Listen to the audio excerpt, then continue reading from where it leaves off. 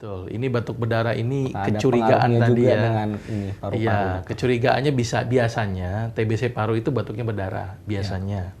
Tapi ada juga batuk-batuk berdarah yang lain gitu ya. Misalnya radang tenggorok yang kronis, pembuluh darahnya gampang pecah, itu bisa berdarah juga.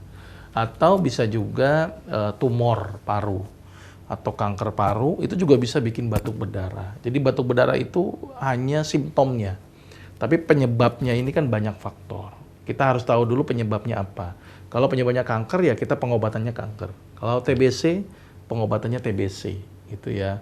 Atau kadang-kadang yang sederhana radang tenggorok saja lah, yang kadang-kadang batuknya begitu kuat gitu ya, pembuluh darahnya di situ banyak, kemudian gampang pecah gitu ya. Itu ya berarti harus diobati dengan konsep radang tenggorok. Jadi batuk darah itu banyak aspek gitu ya, tidak hanya dari TBC paru, bisa jadi kanker ya, dari kanker paru itu juga menyebabkan batuk darah. Iya. Gitu ya, atau aspek-aspek lain. Jadi batuk darah itu banyak penyebabnya.